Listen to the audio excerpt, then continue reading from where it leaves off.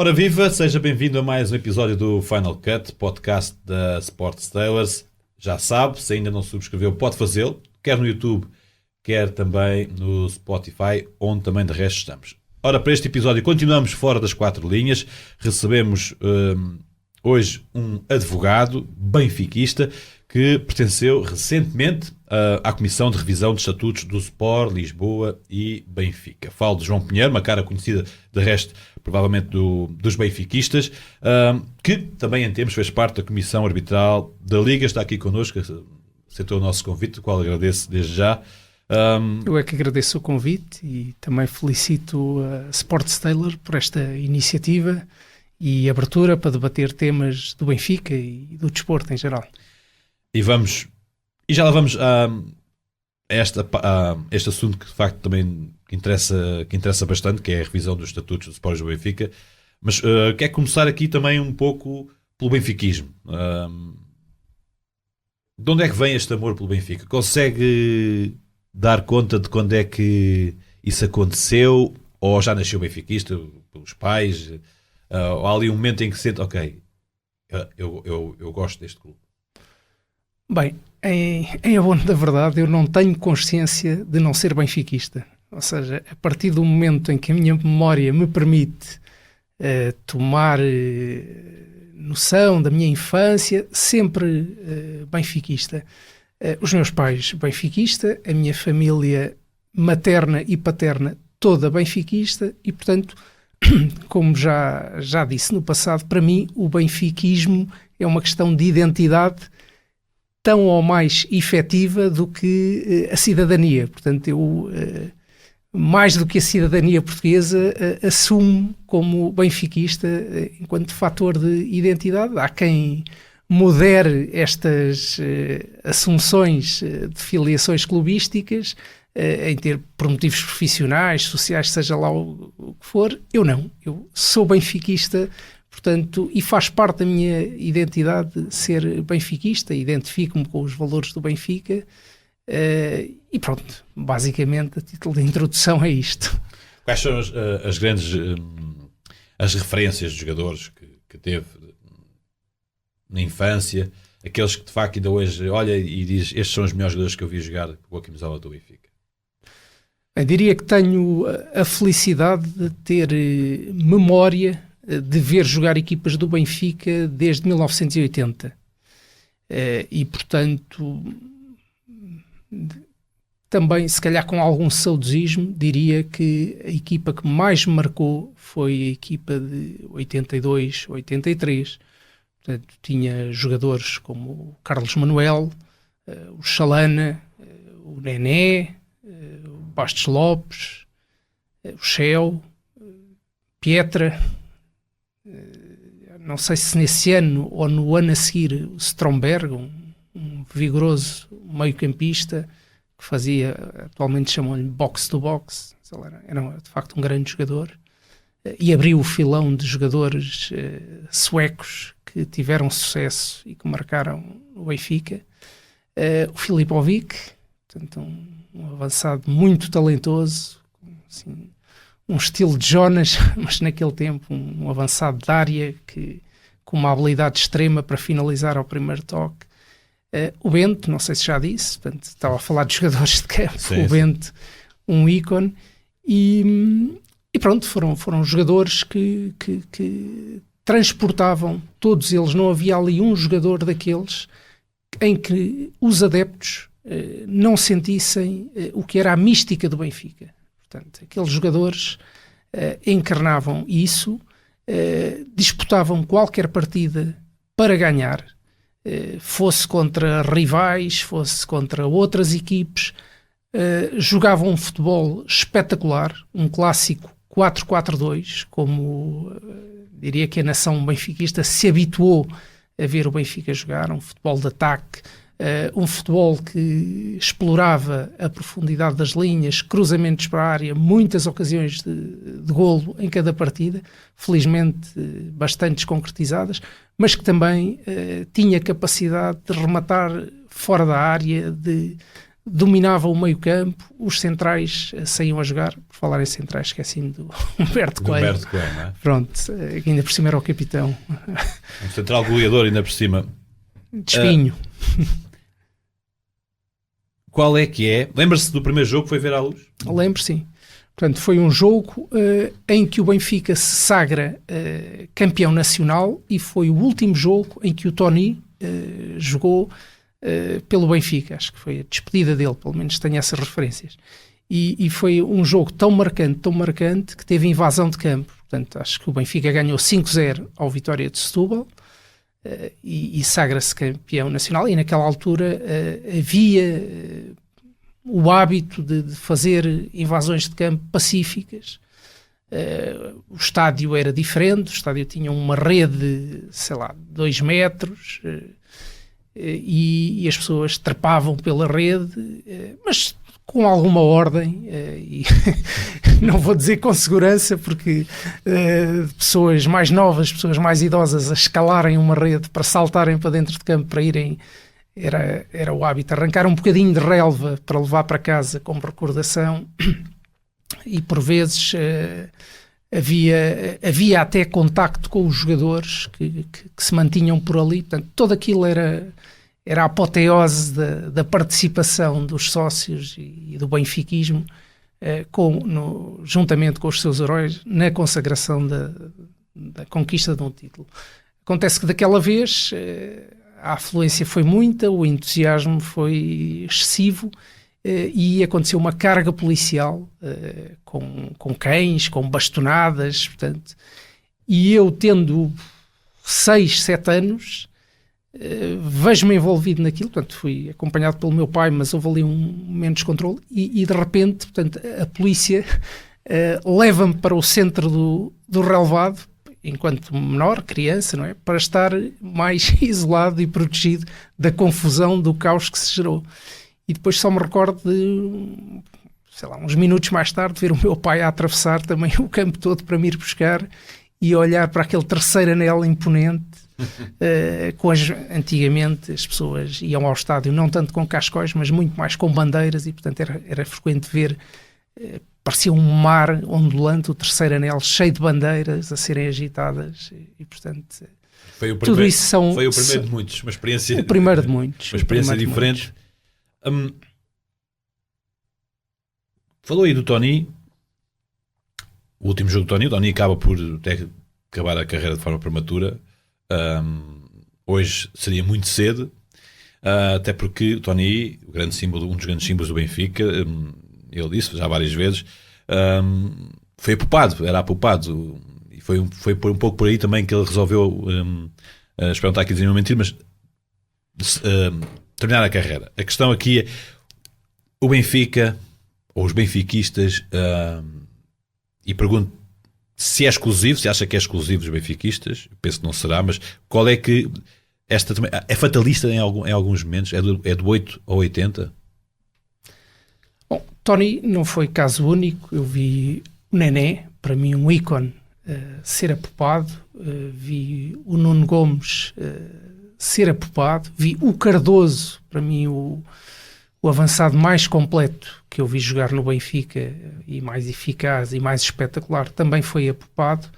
Portanto, eu diria que os benfiquistas colocam os seus ídolos no Olimpo, elevam a patamares que nem sempre é possível manter. Portanto, não vou ligar isto à idade, mas há uma coincidência. A partir de certa altura, os jogadores têm dificuldade em manter performances. Isso aconteceu também com o Jonas, outro avançado espetacular que jogou pelo Benfica. Portanto, começam as lesões, começa a menor capacidade de resistência, de velocidade. Tudo isso é natural e, portanto, nessas alturas gera-se, eu diria que uma certa frustração por os desempenhos não serem os mesmos. Mas são situações naturais. Eu creio que depois todos esses jogadores, mais tarde, portanto, após a emoção, o calor dos jogos, acabam por ser reconhecidos. Eu acho que isso, o Benfica distingue-se pela forma como tem, ao longo dos tempos, arranjado um espaço no pós-carreira para muitos dos seus ídolos e isso acho que é de reconhecer. Será exclusivo? Será bem dos benfiquistas ou será uma característica dos portugueses? A questão que eu faço é: o Benfica foi campeão nacional com distinção, digo eu, chegou a ter uma vantagem de 10 pontos, no final acabou por desperdiçar essa desvantagem, mérito do Futebol Clube do Porto, também se calhar algum mérito do próprio Benfica, mas é campeão nacional. Neste momento perdeu a primeira posição para o Sporting e os jogadores do Benfica são apupados, estamos no primeiro terço de temporada, são apupados à saída para as cabines, né? Quando acaba o jogo em Moreira de Cónegos. E a questão que eu coloco é: nós, os portugueses, não conseguimos ter essa gratidão, por exemplo, que os clubes ingleses têm para com os seus jogadores, porque anos após anos têm objetivos e não os conseguem, mas eles continuam a puxar. É uma tendência dos portugueses ou é benfiquista? Bem, os casos que apontou e que suscitam a introdução dessa questão levam a uma análise díspares. O que se passa atualmente acho que está mais numa lógica de reciprocidade ou falta dela do que propriamente para descrever uma característica genérica na relação entre os adeptos, neste caso do Benfica, com as equipas de futebol. O que se passa atualmente, a meu ver, é uma falta de reciprocidade entre aquilo que os adeptos consideram que foi investido e as expectativas que foram criadas por uma equipe de futebol que ainda por cima inicia a época de forma vitoriosa e com uma vitória contundente sobre um rival, e aquilo que tem sido o nível exibicional que tem sido apresentado. Portanto, se me é permitido interpretar esse sentimento, diria que a uma equipe na qual se investe mais de 100 milhões de euros entre contratações e salários, e sendo campeã, mantendo parte do plantel, a mesma equipe técnica, é difícil para o adepto aceitar a quebra de rendimento que se verifica. As condições são as mesmas ou melhores, portanto o Benfica dispõe em Portugal, creio que se não o melhor, pelo menos das melhores infraestruturas de apoio à atividade principal, ao futebol. Portanto é difícil compreender o porquê de certo abaixamento exibicional. Depois, se relativamente a isso tivermos esta contínua pressão sobre o treinador e sobre a forma como comunica ou não comunica, como explica as suas opções, portanto, há um caldo perfeito que infelizmente não é inédito nesta época. Aconteceu isso com Bruno Lage, aconteceu isso com Rui Vitória, portanto, técnicos, aconteceu isso com Tony. Estamos a falar de Tony. Sim. Na década de 90 aconteceu isso com o Tony. Portanto, são técnicos consagrados e que depois, na época seguinte à consagração, a gestão das competições leva a que caiam em descrédito. Portanto, diria aconteceu com Jorge Jesus também. Aconteceu com Jorge Jesus. É verdade, no primeiro 10 para 11 ano, é completamente diferente de 9 para 10, né? 2009, 2010... É uma coisa, é verdade, 2010, 2011. Aconteceu com Jorge Jesus. Portanto, aí eu diria que não é um problema dos adeptos, não é um problema dos treinadores, é um problema do Benfica. É um problema do Benfica e deve ser sintetizado num epíteto. O Benfica, de vez em quando, por questões de marketing, de comunicação, de empolgamento dos adeptos, arranja epítetos para galvanizar, é a reconquista, é a hegemonia. E, portanto, o próximo epíteto do Benfica devia ser a consistência. Portanto, consistência na transição de umas épocas para as outras, na gestão dos plantéis. É óbvio que o Benfica vai ter sempre que vender jogadores. Sim. Portanto, faz parte da sua estrutura de receitas, faz parte da economia em que está integrado, mas não pode haver, ou não deveria haver, uma alternância tão acentuada entre a qualidade de um plantel numa época e a qualidade de um plantel noutra. E, portanto, também recordo outra época marcante em que faltou essa consistência, quando pudemos conquistar o Penta. Creio que só não o conquistámos. Podemos dizer que houve azar, que houve aquela fatalidade do Herrera fazer um remate a 30 metros da baliza e o Varela não conseguir interceptar a bola, mas houvesse outro plantel nessa época, de certeza que teríamos sido Penta, e merecíamos. Eu acho que esse grupo de trabalho merecia ter sido Penta. Infelizmente não aconteceu. Mas, portanto, consistência é o que o Benfica precisa para se assegurar alguma linearidade entre épocas e para se manter e chegar àquilo que pretende. Portanto, não há muito tempo, Rui Costa, presidente eleito, deu a entender que não era impossível sonhar com uma Champions League. Mas para isso tem que haver outra linearidade entre as épocas. Não podemos estar permanentemente nestes picos negativos, picos positivos, picos negativos, e isso tem acontecido nos últimos 5 anos, e portanto vamos esperar que se inverta. Ora, que opinião tem do treinador do Benfica? Que opinião tem porque se fala muito disto, não é? Se o Benfica fez bem ou não renovar com o Roger Schmidt na altura em que o fez? Qual é a sua opinião? Portanto, a opinião que tenho é boa.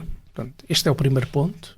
É boa e é um treinador no qual, como benfiquista, como sócio, como adepto, tenho confiança. Porque é que eu concluo desta forma? Porque, olhando para a carreira dele, um treinador que tem sucesso em vários campeonatos, um treinador que chega ao Benfica e tem sucesso imediato e ganha e convence e atinge níveis exibicionais convincentes, e que no fundo vem suceder a um ciclo difícil. Portanto, antes da chegada de Roger Schmidt, o Benfica não tinha níveis exibicionais, não tinha resultados, estava a perder a empatia com os adeptos e, portanto, Roger Schmidt devolveu-nos tudo isso. Devolveu-nos o sucesso, devolveu-nos a autoestima, devolveu-nos a confiança, devolveu-nos inclusivamente a capacidade de gerar receitas com a venda de jogadores, pela forma como catapultou designadamente os níveis exibicionais de Gonçalo Ramos e catapultou jogadores que, para os benfiquistas mais atentos, talvez não fossem desconhecidos, mas para o futebol, para os mercados, pronto, no fundo, António Silva e João Neves, creio que João Neves nem sequer era a primeira opção em todo o seu percurso nas camadas jovens. E, portanto, o Roger Schmidt teve essa capacidade, teve a confiança de apostar em valores que identificou. E, portanto, o que mudou? Bom, mudou, diria, as opções que lhe são apresentadas para certas posições-chave. Portanto, eu não sou técnico de futebol, mas sou adepto de futebol e espectador de futebol continuamente há 44 anos. E, portanto, eu não, em abstrato, eu não consigo antever sucesso para uma equipe que está desprovida de laterais, que não consegue jogar em profundidade junto às linhas, que tem uma indefinição transversal na sua frente de ataque, não se percebe quem lidera o ataque do Benfica. E mesmo ao nível do meio-campo, a constante configuração e reconfiguração de soluções também nos leva a questionar quem é o playmaker, ou o patrão, ou o cérebro do Benfica. Portanto, uma equipe com estas indefinições todas, que se verificam nesta época e que não se verificavam na época anterior, tem, logicamente, que ter um rendimento diferente. E o treinador não é um feiticeiro que consiga. Há treinadores que têm mais carisma que outros, há treinadores que conseguem extrair mais do balneário, que conseguem motivar jogadores, que conseguem redefinir sistemas táticos, mas para tudo isso são precisos jogadores. Pronto, e por algum motivo o Benfica, nesta época, não conseguiu apresentar ao treinador um plantel tão competitivo como o que era no ano anterior. Agora, culpas para isto, responsabilidades, foi o treinador que escolheu os jogadores, foi a administração da SAD, foi o scouting do Benfica, foram as estruturas de apoio. Bom, eu olho sempre para isto ao nível da definição de responsabilidades para o topo da estrutura. Portanto, o Benfica é uma instituição perene, é uma instituição que continuará para além dos jogadores, para além dos treinadores. Aquilo que eu desejo para o Benfica é que o Benfica tenha, para assegurar essa continuidade, que está também umbilicalmente associada à manutenção do valor da sua marca. Portanto, uma equipe que se apresenta com fracos desempenhos exibicionais, a principal vítima disso, além do estado anímico dos adeptos, é a marca Benfica. E depois há danos colaterais, como a capacidade de gerar receitas, designadamente ao nível da participação na UEFA Champions League. Mas é ao nível da marca que temos que nos preocupar. Portanto, esta constância que é necessária tem que ser assegurada por uma administração da SAD, por uma estrutura que assegure que, independentemente dos treinadores, o nível do plantel não pode oscilar da forma como tem oscilado. Falou aí daquilo que deve ser o Benfica, o futuro do Benfica. Fez parte da comissão, agora aqui um pouco mais séria, se bem que todos os assuntos são sérios, até de facto há pouco falávamos do benfiquismo, mas a escolha de um clube por parte de alguém é um assunto sério, porque é algo que fica para a vida, seja benfiquista, portista, sportinguista, do Boa Vista, seja de clube for, é um assunto sério. Agora há aqui um assunto um pouco mais sério, porque também remete aqui aquilo que é o futuro de um dos grandes clubes portugueses. Fez parte dessa comissão, da comissão de revisão dos estatutos. Quais foram os pressupostos para que houvesse a necessidade desta revisão dos estatutos dos Sporting do Benfica? Bem, o pressuposto base terá sido, pelo menos interpreto assim, um compromisso assumido por Rui Costa, creio que ainda quando da campanha eleitoral que levou à sua eleição para o atual mandato, de rever os estatutos, e recordo que a última versão é de 2010, portanto já muita coisa mudou quase em 15 anos, 14 mais propriamente, mas foi um compromisso assumido por Rui Costa com uma etiqueta apelativa. Eu vou introduzir a limitação de mandatos no Benfica. Portanto, saímos de um período em que o presidente do Benfica, Luís Filipe Vieira, estava em funções, creio que desde 2001 ou 2002,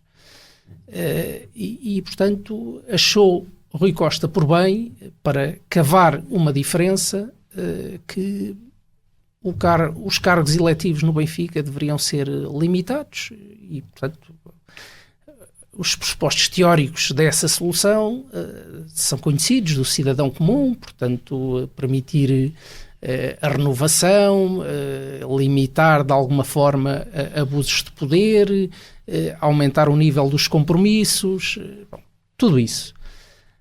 Na sequência, portanto, creio que, e bem, a direção do Benfica entendeu constituir uma comissão plural, onde estivessem não apenas representados a direção propriamente dita, através do vice-presidente Jaime Antunes, mas estivessem representadas outras sensibilidades do universo benfiquista. E portanto, Estava António Bagão Félix, Fernando Neves Gomes, João Loureiro, Raquel Vaz Pinto, um ex-vice-presidente do Benfica, Varandas Fernandes, creio que não me estou a esquecer de ninguém, e eu próprio também fui convidado. Interpretei o convite que me foi feito, que foi a título pessoal, não foi por ter integrado as listas apresentadas pelo movimento de servir o Benfica no último ato eleitoral.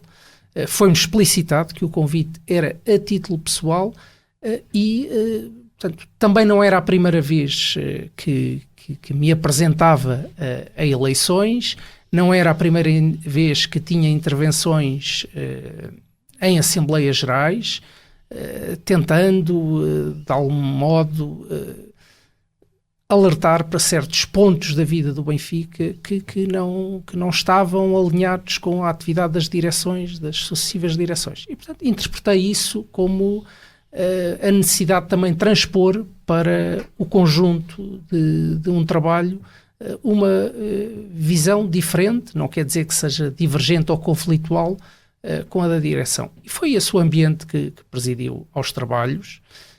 Portanto, achei que permanentemente houve concertação entre aquilo que era transmitido pelo vice-presidente Jaime Antunes, e eu interpretava isso como a visão da direção eleita, e aquilo que era transmitido por outras pessoas, e isso materializava-se na apresentação de propostas, umas mais afastadas do que parecia ser a linha da direção, outras mais convergentes, mas conseguimos, ao longo de 13 sessões de trabalho, 4 a 5 horas cada uma, construir um texto que era necessário. Portanto, não deixou de ser muito gratificante a participação nesses trabalhos, estar a trabalhar um texto que é a Constituição do Benfica, que vinha e vem desde o início do século XX, e portanto era perfeitamente perceptível naquele texto diferentes contextos históricos, diferentes formas de escrever, diferentes soluções jurídicas e associativas para os mesmos problemas, e através desse trabalho perceber também um pouco da história do Benfica. Não sei se existe curiosidade sobre isso, mas o trabalho apresentado estava assente em 4 ou 5 pontos-chave. Por um lado, afirmar no texto dos estatutos do Benfica a identidade do Benfica, desde logo fazendo referências diretas ao hino, salvaguardando os equipamentos, o emblema, os outros sinais distintivos do Benfica. Depois, essas questões mais orgânicas da tal limitação de mandatos, de abordar o tabu da não remuneração, que se achou que, por uma questão evolutiva e das exigências que se colocam hoje em dia à gestão de organizações desportivas como o Sport Lisboa e Benfica, teria que haver remuneração, até para as pessoas estarem mais dedicadas, e para não se poderem apenas candidatar à direção ou aos outros órgãos sociais do Sport Lisboa e Benfica, pessoas que se apresentem como mecenas à sociedade, que não precisem de trabalhar e que possam estar permanentemente dedicadas ao Sport Lisboa e Benfica. Outros pontos relevantes seriam também a valorização da condição de sócio, atribuindo-lhes mais direitos, permitindo-lhes, nomeadamente, reduzir o tempo de sócio efetivo para que se possam candidatar aos órgãos sociais do clube, valorizar muito o sócio correspondente, porque a realidade... Dá-lhe os mesmos direitos que o sócio efetivo, não é? A realidade é diferente.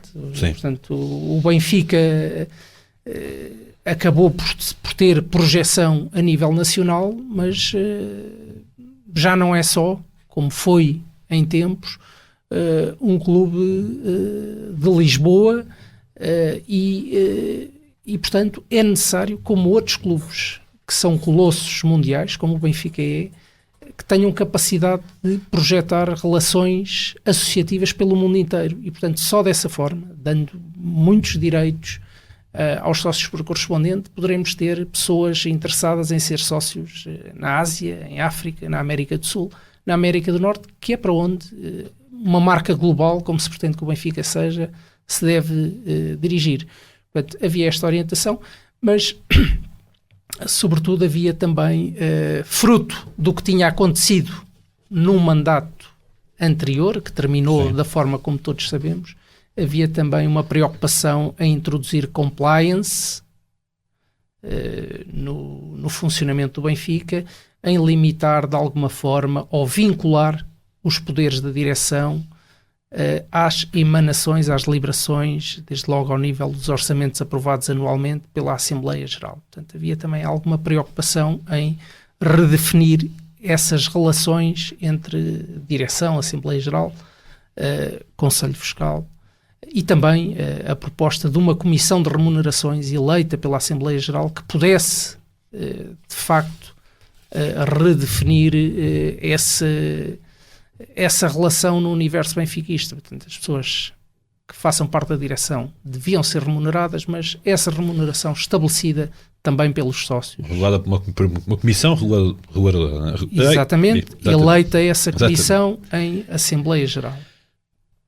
Ora, entregaram o documento, talvez em março, não sei se estou aqui enganado. Portanto, a comissão é constituída em novembro de 2021, entrega... 21 de março, não é? Entrega o documento em março de 2022 e estamos em quase em 2024. Ora, ou seja, depois a proposta, há uma proposta que surge, corrijam-me aqui se estou errado, a 14 de junho de 2023, para a consulta de todos os associados, é publicada a proposta no site oficial. E aí percebem que não é o documento entregue por vocês, pela Comissão. Sim, também não teria que ser. Portanto, é por aí que não teria de ser, mas estavam à espera de que fosse muito semelhante. Há muitas diferenças. E ele é de facto muito semelhante. Eu diria que em 90% as propostas ou o texto proposto pela Comissão foi aceito. A questão que se colocou aos membros, à maioria dos membros da Comissão, foi: bom, isto não pode ser apresentado publicamente como a proposta da Comissão, quando de facto não é, em aspectos muito relevantes. Portanto, logo aqui, ao nível da comunicação, há um problema, que é uma falta de exatidão. Portanto, o texto que foi disponibilizado em julho de 2023 difere do texto proposto pela Comissão em aspectos muito essenciais. E portanto, há toda a legitimidade. Penso que o texto que foi apresentado em julho de 2023 terá sido aprovado pelo plenário dos órgãos sociais do Benfica. Portanto, há toda a legitimidade do plenário dos órgãos sociais do Benfica de apresentar um texto diferente, apresentar as suas soluções. Deveria ter esclarecido que não é o texto, primeiro, que não é o texto da Comissão de Revisão de Estatutos e porque é que diferem relativamente ao que foi proposto. Portanto, é aí que acabamos por assumir uma divergência frontal e pública e que, no fundo, é um alerta para os sócios que serão, portanto, chamados num futuro que desejo próximo para uma Assembleia de Revisão Estatutária, possam ter consciência do que está proposto e do que poderão votar ou não. Porquê é que acha que esse documento ainda não foi divulgado, não têm de o fazer? Porquê é que acha que não é feito? Eu acho por uma questão de gestão da informação. Basicamente, realmente este texto proposto para consulta dos sócios afasta-se em aspectos muito substanciais do que era, portanto, a proposta integrada da Comissão de Revisão dos Estatutos E esses pontos são causadores de divergência. Se a maioria dos sócios os aceitar, tudo bem, mas passo a citar só 2 ou 3.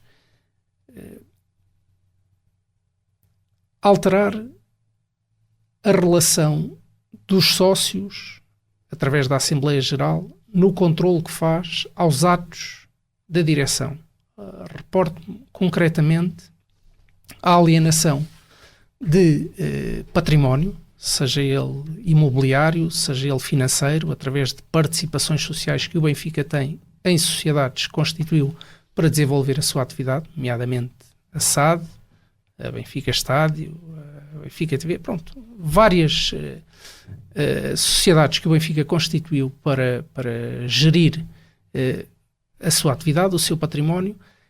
Esse tipo de decisões deixar de passar pela Assembleia Geral para ficar na direção. Acho que é um retrocesso. O Benfica tem uma experiência traumatizante a este nível, ocorrida a quando do mandato do ex-presidente Vale Azevedo, relativamente à gestão ou à má gestão do património imobiliário. Por algum motivo se considerou que esse tipo de decisões, que são decisões que afetam estruturalmente o clube, o futuro, devem manter-se, ou deveriam manter-se, na Assembleia Geral. E por algum motivo a proposta do plenário dos órgãos sociais deixa cair essa competência, deixa de estar na Assembleia Geral. Ou seja, deixa de depender o património pode ficar hipotecado sem... Pode ser um ato de gestão, de direção, portanto. E isto é inadmissível. Ok, sem relação dos sócios, não é? É inadmissível. Tanto mais que temos que olhar para o contexto recente. Quando, se não foi em simultâneo, foi pouco tempo antes da Comissão de Revisão dos Estatutos ter desenvolvido o seu trabalho, existiu uma oferta pública de aquisição apresentada por um investidor norte-americano, John Texer, e, portanto, e ela só não foi concretizada por falta de compliance. Ou seja, o Benfica, na instrução do processo perante a Comissão de Mercados de Valores Mobiliários, não cumpriu regras processuais e, portanto, essa oferta acaba por não se concretizar. Portanto, o que revelou também alguma opacidade nesse procedimento. Portanto, com essa experiência recente, faria todo o sentido que esse tipo de decisões, portanto, se o Benfica, direta e indiretamente, tem cerca de 65% no capital social da Benfica SAD. Portanto, se o Benfica quer vender parte desse capital, é natural que isso passe por uma ponderação e votação dos sócios. Porque se não for assim, o Benfica pode, porventura, vender parte do capital, estabelecer ou franquear o acesso à Assembleia Geral da Benfica SAD a um investidor externo, cujas intenções não são claras para os sócios, ou não são conhecidas, ou são feitas com o seu desconhecimento, e isso pode hipotecar largamente o futuro. Melhorar, mas também pode piorar, hipotecando o futuro. Portanto, são decisões que não devem passar por uma direção eleita para 4 anos, mas pelos sócios reunidos em Assembleia Geral. Até porque, deixe-me que partilhe esta impressão, muitas vezes o discurso das direções relativamente aos sócios é, determinados assuntos têm que ser tratados com profissionalismo, num ambiente de direção ou num ambiente de administração da Benfica SAD. E, portanto, os sócios são muito emotivos e nas Assembleias Gerais não são locais adequados para discutir assuntos com essa relevância. Eu discordo totalmente disto e a prática revela o contrário. O Benfica teve sérios problemas de gestão, mais uma vez de compliance, e muitos desses problemas acabaram por estar, digamos, sob investigação e dar origem a vários processos crime em que são arguidos a Benfica SAD e os seus administradores à data, e esses problemas não foram criados nas Assembleias Gerais. Aliás, foram criados por falta de informação às Assembleias Gerais, porque sempre que as Assembleias Gerais foram chamadas a pronunciar-se sobre temas do Benfica, acabaram por fazê-lo em sentido convergente com os superiores interesses do Benfica. E assim aconteceu, recordo, a quando da eleição de Luís Filipe Vieira contra o candidato Noronha Lopes. Portanto, o que sucedeu aí foi o Benfica não foi capaz de organizar, portanto, o Benfica profissional, o Benfica da indústria não foi capaz de organizar um ato eleitoral transparente. Aconteceram situações lamentáveis, como extravio de urnas, transporte de urnas não se sabe bem para onde, portanto, algo que até já estava afastado do imaginário de sociedades organizadas há muitos anos. Isso aconteceu no Benfica e, portanto, foi fruto da iniciativa dos sócios e do funcionamento de uma Assembleia Geral extraordinária, requerida, convocada pelos sócios, que se conseguiu organizar um outro ato eleitoral que então sim decorreu com normalidade e permitiu a Rui Costa exercer as suas funções num mandato legítimo, aceito por todos. Portanto, está a haver a diferença entre o que é os sócios serem chamados a debater e decidir sobre assuntos do clube com responsabilidade e decisões tomadas ou procedimentos organizados com opacidade que ou resultam em processos judiciais, em investigações criminais, ou resultam em chumbos da CMVM por falta de compliance. E, portanto, este comparativo leva a que se recomende que a Assembleia Geral seja valorizada. É o órgão máximo do clube, é assim que está escrito nos estatutos que ainda estão em vigor, e todas e quaisquer alterações estatutárias que aparentam estar contaminadas por um stress pós-traumático dessa Assembleia Geral Extraordinária não deveriam merecer o apoio da maioria dos sócios. Digo isto porquê?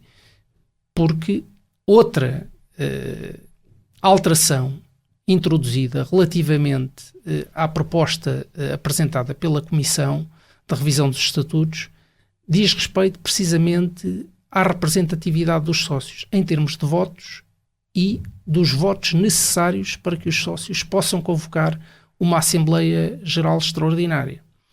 Foi proposta da Comissão que, até para valorizar, como disse há pouco, a condição de sócio, que não existisse uma distância tão grande entre um sócio com alguma antiguidade, creio que mais de 25 anos, que tem 50 votos, e os outros sócios mais recentes, que têm 5 votos, 20 votos. E, portanto, que houvesse aqui, a partir dos 20 anos de sócio,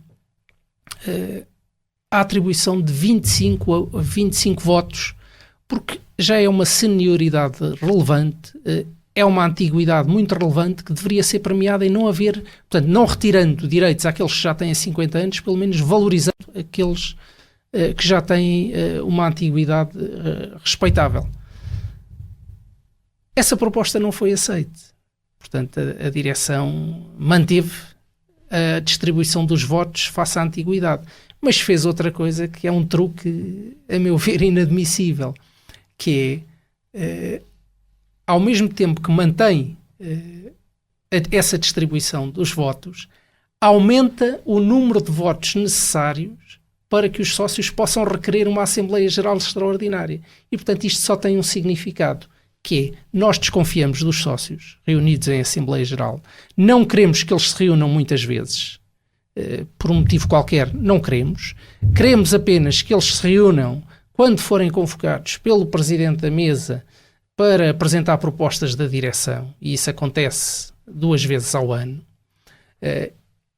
em setembro e junho, para aprovar orçamentos e para aprovar relatórios de gestão e contas, e portanto nós o que queremos é uma Assembleia Geral decorativa que exista nos estatutos, porque tem que existir face à lei, que impõe que as associações tenham essa Assembleia Geral, mas com os seus poderes reduzidos ao mínimo.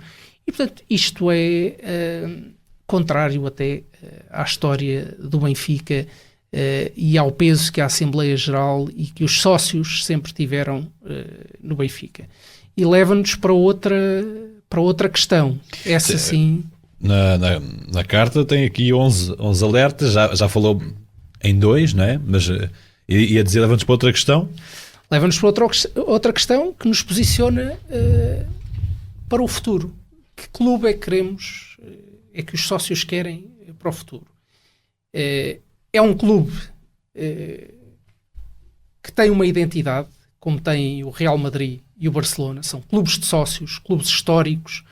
Há 7 ou 8 clubes mundiais e incluo o Benfica nesses, que têm um pendor associativo fortíssimo.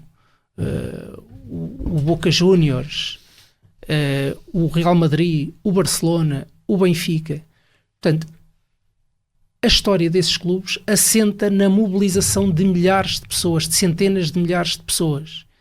E o órgão de representação dessas pessoas é a Assembleia Geral. Queremos então um clube que tenha esta força associativa e que possa operar através de sociedades profissionais que fazem a gestão do futebol, que fazem a gestão de outros assuntos, de investimentos imobiliários, investimentos financeiros, investimentos audiovisuais, como já disse. Ou queremos uma dessas sociedades, como a SAD, por exemplo, que tem entre os seus afazeres a gestão de um clube que está manipulado. E porquê é que eu digo isto? É aquela questão, queremos um clube com uma SAD ou uma SAD com um clube? E os sócios têm que ter consciência de que esta querela existe.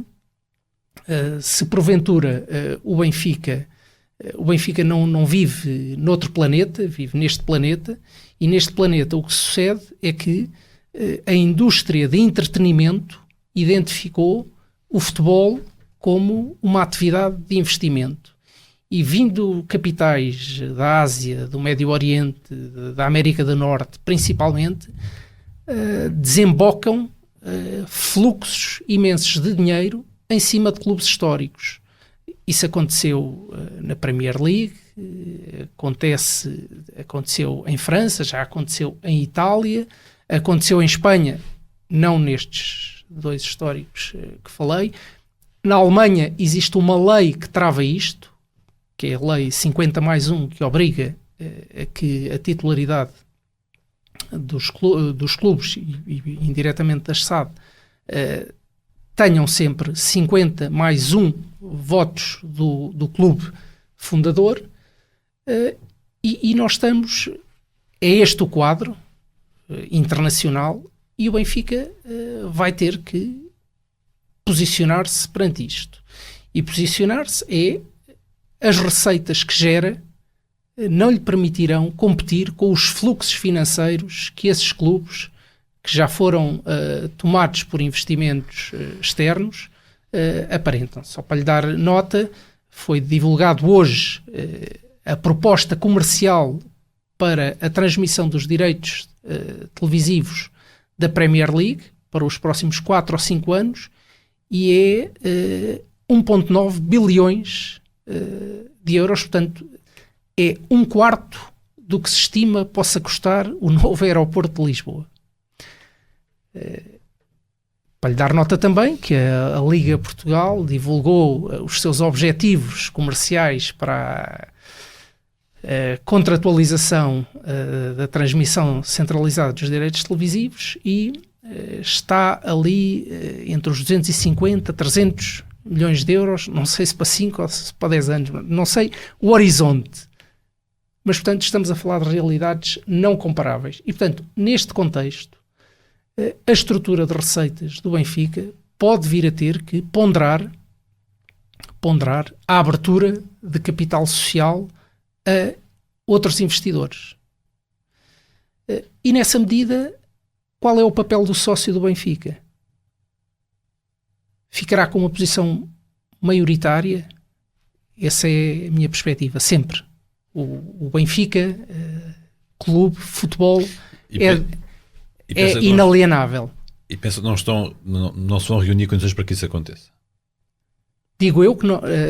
Pergunto-lhe se estão a ser criadas as condições para que isso não aconteça, para que o Benfica não seja o adepto do Benfica, o sócio do Benfica, o sócio, existe esse risco. Ou isto é clarificado nesta revisão estatutária e se assume que o Benfica terá um modelo similar ao que tem, por exemplo, o Bayern Munique, e mantém-se um clube dos sócios, 50 mais 1 pelo menos será sempre do Benfica Clube, portanto 50 mais 1 da atividade de futebol, ou a direção quer um cheque em branco para, revendo os estatutos e retirando esta competência da venda de participações sociais da Assembleia Geral,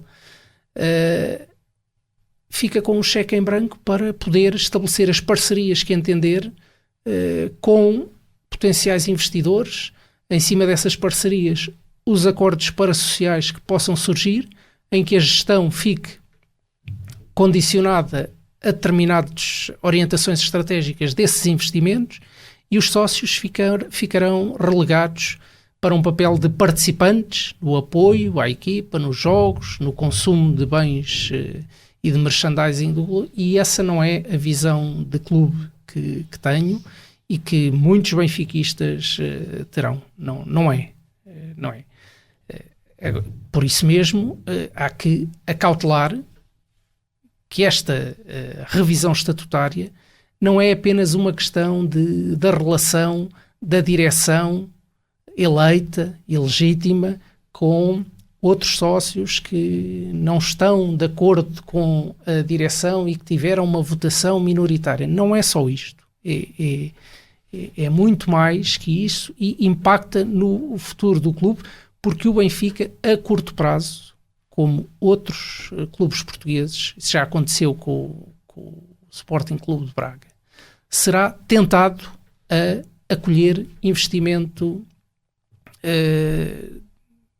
de investidores no seu capital social como forma de se manter minimamente competitivo nos quadros das competições internacionais.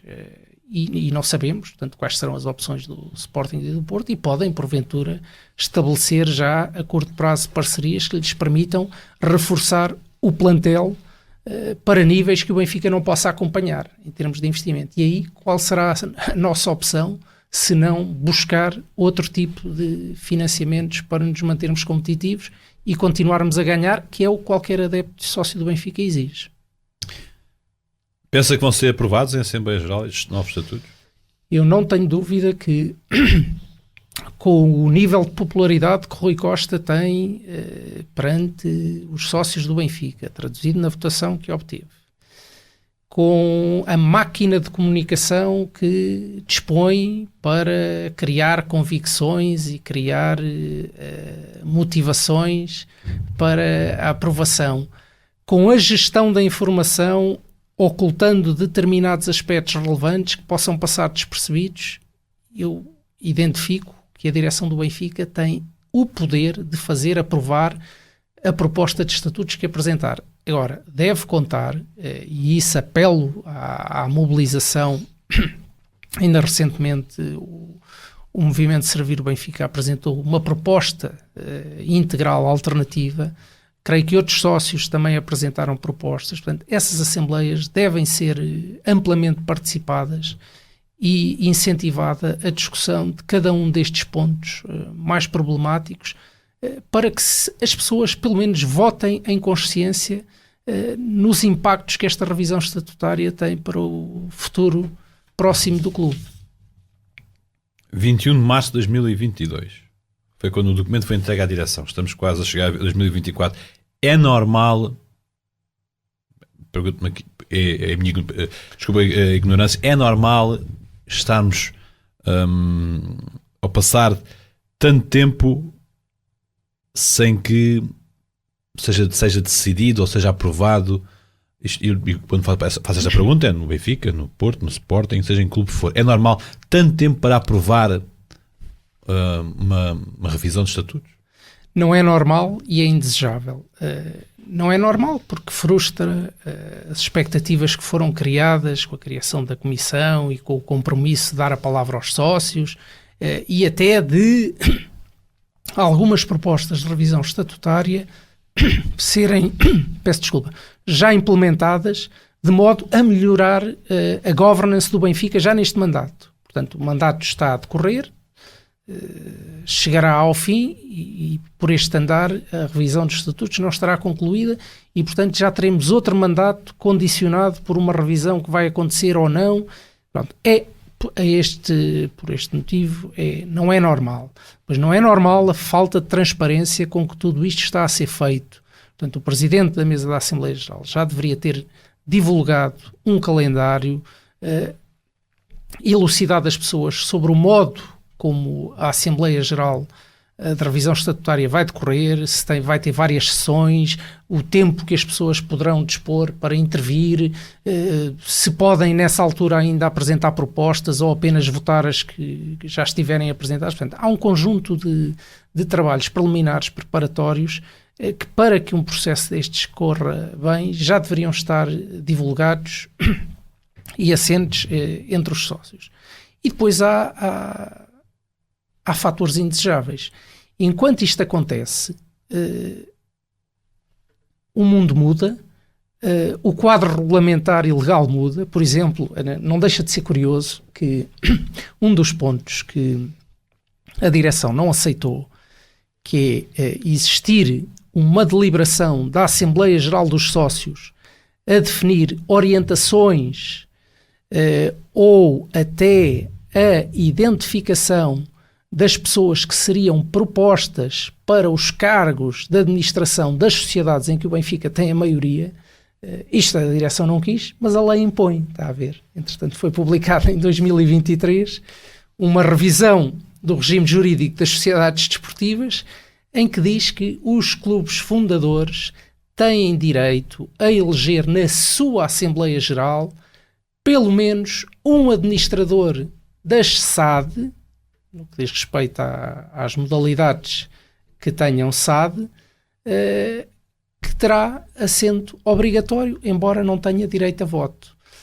Isto significa o seguinte, é que o legislador reconhece o papel fundamental do clube fundador nas sociedades anónimas desportivas e não quer, e dá a entender que não quer que se quebre aqui este cordão umbilical, e por essa forma assegura que podia dizer outra coisa, podia dizer que a direção do clube fundador designa uma pessoa para ter assento na administração das SAD, mas vai ao ponto de dizer que deve ser a Assembleia Geral do clube fundador, ou seja, dá palavra aos sócios do clube fundador para estarem presentes na administração das SAD. A direção do Benfica não quis isto, a lei agora impõe, portanto, esta proposta da direção vai ter que ser revista. A revisão vai ter que ser revista. Vai ter que ser revista para acolher esta solução legal. O que é que poderá levar e depois esta demora? Deixe-me só aproveitar para dizer outras coisas. O Benfica tem que ter uma visão evolutiva e adaptar-se às circunstâncias da sociedade. Outro dos pontos que a direção não aceitou foi a aprovação em Assembleia Geral de um código de ética e também de outros planos de conformidade, como possam ser um plano de sustentabilidade. Todas as organizações complexas hoje em dia, sejam do setor financeiro, sejam da distribuição, sejam da indústria, estão a aderir e a adotar códigos de sustentabilidade ambiental, social, económica. Portanto, isto faz parte da boa governação de sociedades complexas e com responsabilidades.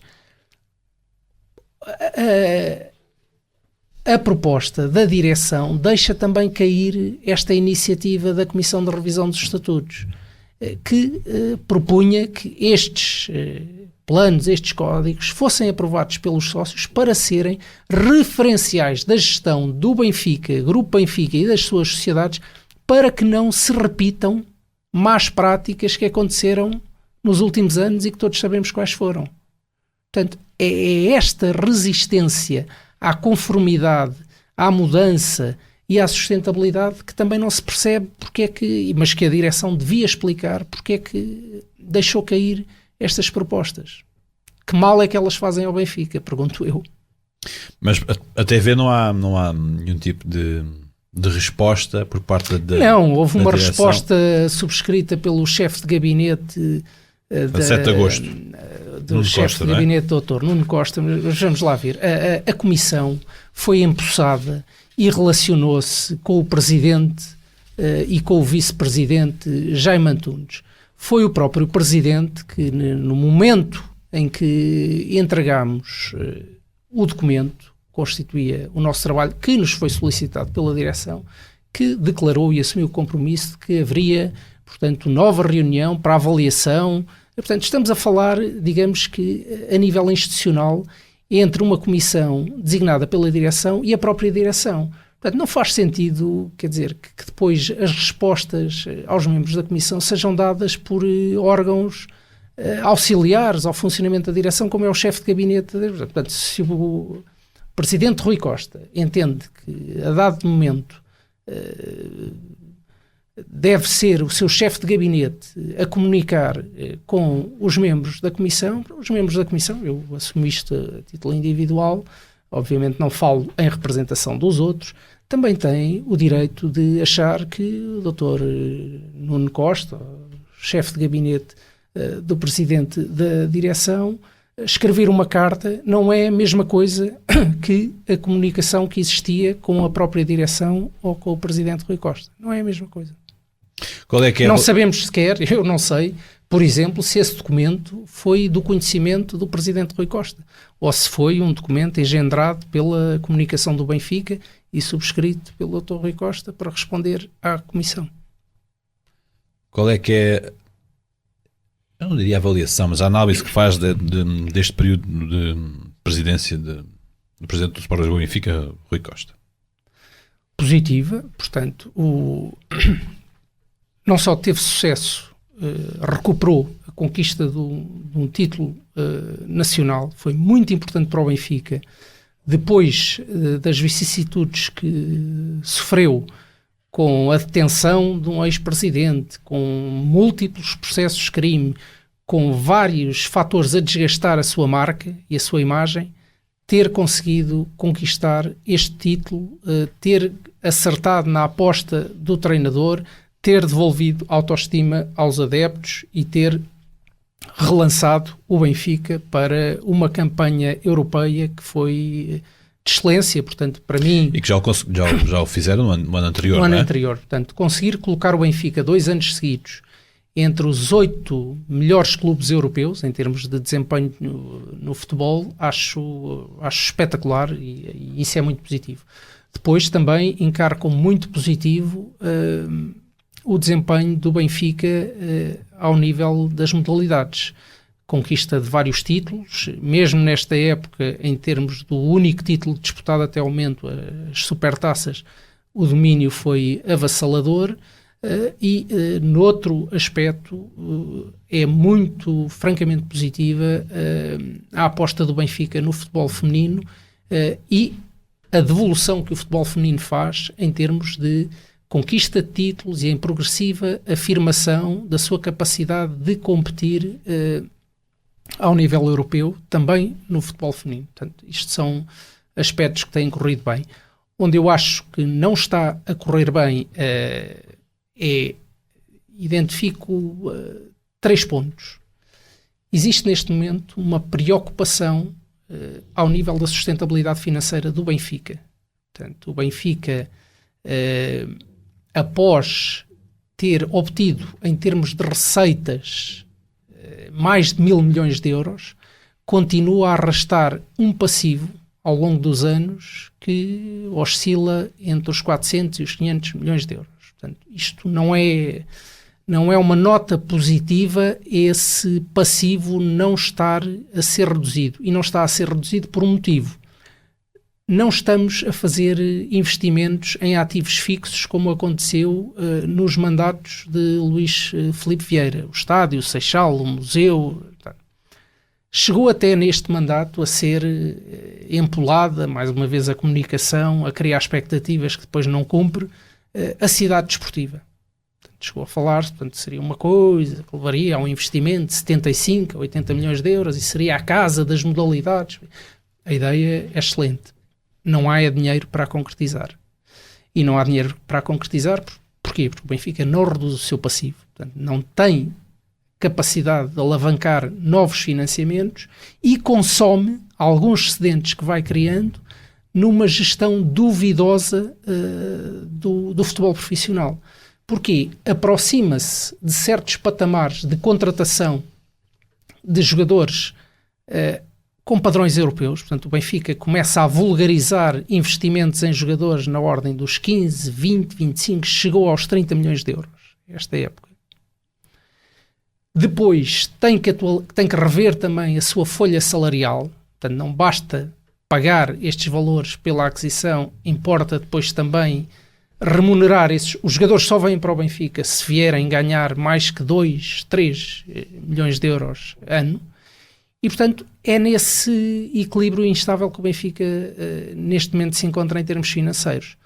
Tem capitais próprios positivos, o que é, bem, no fundo, compra a lei, mas é melhor do que o que os rivais ostentam, mas tem os orçamentos neste momento comprometidos com incapacidade de investir mais, devido, e isto já vem desde o regresso de Jorge Jesus, portanto também aí se fizeram investimentos se calhar mais do que o que seria sustentável, e agora estamos na mesma situação. Portanto, investimentos que não vão ou não estão a gerar retorno, desde logo ao nível da Liga dos Campeões não conseguimos passar à segunda fase, começam a colocar-se interrogações sobre a capacidade competitiva do Benfica para chegar à próxima edição da Liga dos Campeões no próximo ano, e o abaixamento exibicional também leva a que não se valorizem tanto os ativos. Jogadores que estão no plantel principal. Portanto, esta interrogação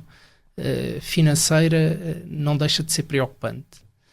Depois há a interrogação de o que será a gestão de um dos principais ativos do Benfica, que é a sua imagem e os direitos de transmissão televisiva e a exploração de outros ativos audiovisuais.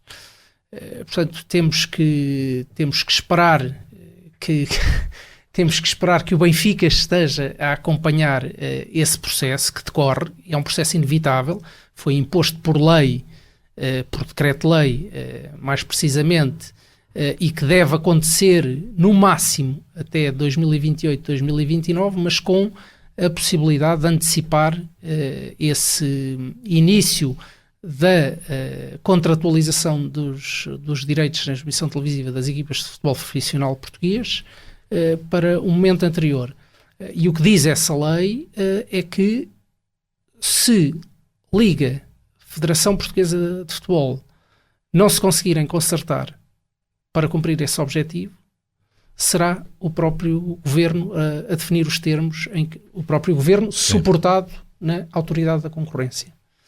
Porque muitas destas questões da centralização dos direitos desportivos surgem como reação àquilo que se verificou em Portugal desde o início deste século, que foi um monopólio por parte da Oliveira Esportes na aquisição dos direitos de transmissão televisiva, e depois, já na década passada, uma concertação entre 3 operadores para definirem preços de contratualização desses direitos junto dos 3 principais clubes. Portanto, a Autoridade da Concorrência será uma entidade fundamental nisto, vai ser chamada a intervir para se pronunciar sobre o modelo que vier a ser apresentado pela Liga e pela Federação, e o Benfica nisto tem, ou seja, formalmente não tem intervenção institucional, mas informalmente deve estar presente, deve influenciar, deve zelar para que sejam salvaguardados os seus direitos. Os seus direitos é não baixar a receita que obteve com o último contrato que fez, já não sei com que operadora, mas connosco. Portanto, é um desafio e uma incerteza relevantes para o Benfica. Muito rapidamente, já estamos para lá da hora. Última questão. Falou aí, fez aí a apreciação do mandato do presidente do Sporting do Benfica, Rui Costa. Tem algum apelo que queira fazer? ou quer aos sócios, quer também ao presidente do Sport Lisboa e Benfica? Não, o apelo que faço é que nunca hesite em manter o seu benfiquismo como critério principal de decisão e de condução dos destinos do Sport Lisboa e Benfica. Seja na comunicação e na participação que o Benfica deve fazer junto da Federação Portuguesa de Futebol, exigindo melhores desempenhos à arbitragem, é outro tema que está em discussão e que não saberemos qual será a solução. Portanto, a organização sobre a arbitragem em Portugal está em discussão. O Benfica deve participar nessa discussão para influenciar positivamente, não é para, como outros clubes fazem através de coações, mas, portanto, para influenciar positivamente a arbitragem. Deve respeitar a identidade do Benfica no que diz respeito à formação. O Benfica, nos últimos anos, teve casos bem-sucedidos de jogadores formados no Seixal e aproveitados na equipe principal e, posteriormente, rentabilizados em termos de ativos financeiros. Hoje em dia há uma interrogação também sobre este aspecto. Quando se olha para a equipa B e se tentam identificar que valores é que o Benfica tem disponíveis para replicar este modelo, existe um ponto de interrogação e, portanto, que não se abandone esta relação de proximidade e de melhoria e potenciar o que existe no Seixal e que nunca tenha receio do diálogo aberto com os sócios. Os sócios serão no Benfica, para o presidente Rui Costa, sempre o seu principal fator de apoio. No fundo, que não se deixe diluir na estrutura paralela que sempre existe em organizações de poder. E, portanto, o presidente Rui Costa tem 24 horas do dia, diria que tem 10 a 12 horas úteis, que não se deixe engolir pelo peso da estrutura, que consulte os sócios, que intervenha em assembleias gerais, que potencie a participação dos sócios e só terá um clube mais coeso, mais capaz, mais mobilizado. Fica o apelo, fica também o meu agradecimento por ter marcado aqui presença no Final Cut. Vamos ter que ficar por aqui, já estamos bem para lá da hora de jogo. Mas chega aqui o agradecimento e os esclarecimentos também aos benfiquistas sobre a revisão dos estatutos do Sport Lisboa Benfica. Agradeço também a si pela companhia. Já sabe, se gostou, fazer aí, clicar aí no likezito, no polegar e também pode subscrever se ainda não o fez no YouTube e no Spotify. Nós voltaremos noutra oportunidade com outro grande convidado. Até à próxima.